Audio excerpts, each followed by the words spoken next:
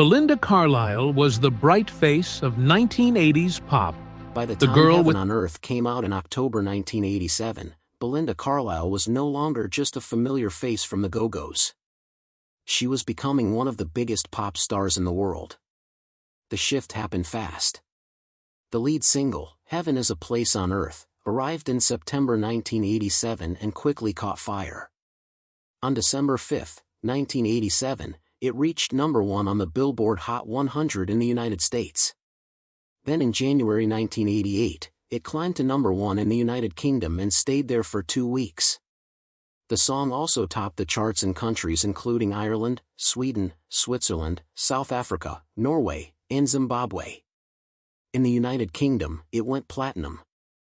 Suddenly, Belinda, music, was everywhere.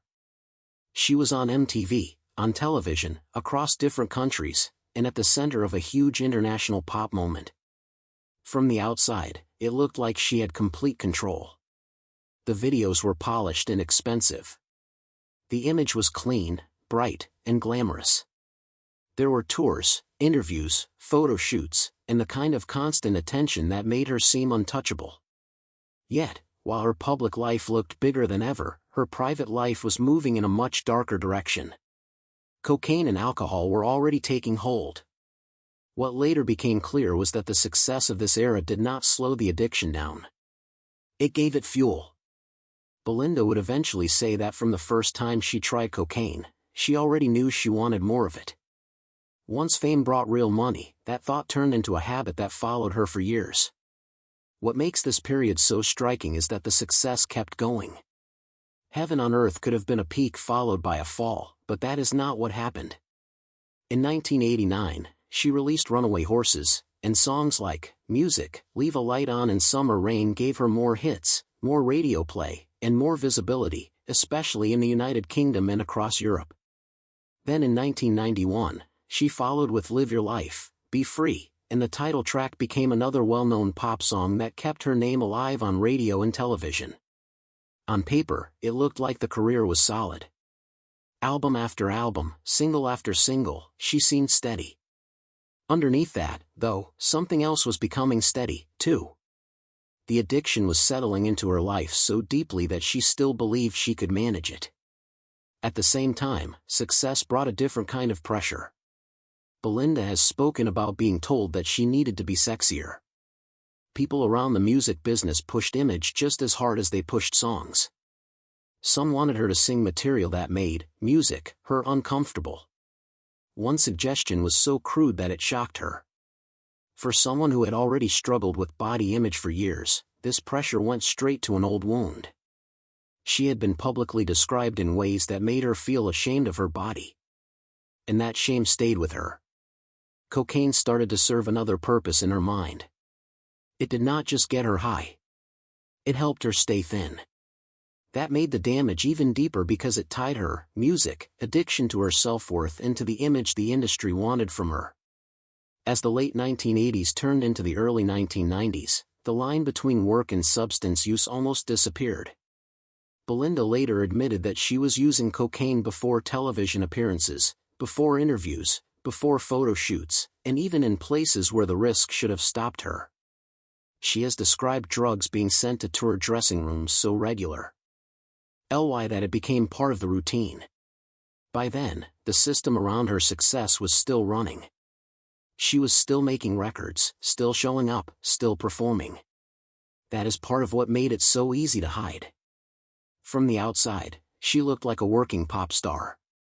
In reality, she was living as a functioning music addict, and the pace of her career helped cover the seriousness of what was happening. Then, as the 1990s moved forward, the shape of her fame began to change. In the United States, her chart power had cooled.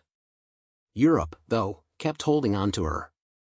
Runaway Horses had done very well in places like the United Kingdom and Australia, so she leaned further into that audience.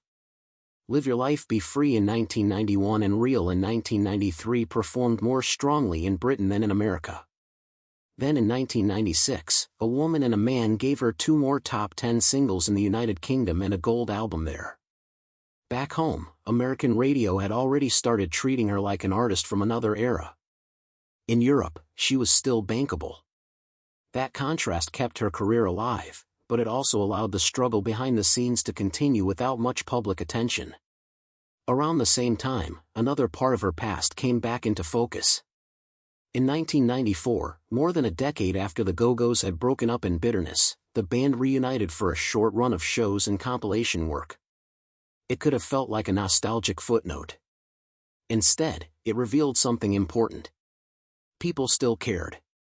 Audiences still wanted those songs. We Got the Beat and Our Lips Are Sealed still connected with crowds, including younger listeners who, music, had not even been there the first time around. That renewed demand later helped lead to more reunion activity, showing that the band's legacy had real staying power. Even with all the feuds, all the chaos, and all the history, there was still something strong enough, music, in those songs to pull people back. While her public identity kept shifting between solo star and revived band member, her personal life was also moving into a new stage. Belinda had married Morgan Mason in 1986. Music, and by the early 1990s, they were spending more of their life away from Los Angeles, living for long stretches in Europe, including Paris and later the south of France. On the surface, it looked elegant and calm. There were tours, magazine shoots, and a family life that seemed more settled than the wild years before. Then in 1992, their son James Duke Mason was born. That should have created a stronger center in her life. In some ways, it did. In other ways, addiction kept pulling her away from it. She would later admit that by her early 40s, she was close to losing her family. That was not an abstract fear. It meant her marriage was under pressure, music, and her relationship with her son was at risk. She could be physically present while mentally drifting somewhere else, already thinking about the next line, the next drink, the next escape. That is one of the hardest truths in her story. Even as she kept working, touring, recording, and maintaining the image of a seasoned pop artist, she was becoming less available to the people closest to her. What looked like stability from a distance was actually a life slowly coming apart in private. Through the 1990s, she still appeared productive. There were albums, performances, television spots, and tours across Britain and Europe. Yet behind all of that, she later said she was in a very bad place from about age 40 to 47. That would take her from roughly 1998 to 2005. One detail shows how sharp the decline felt. She has said Sh.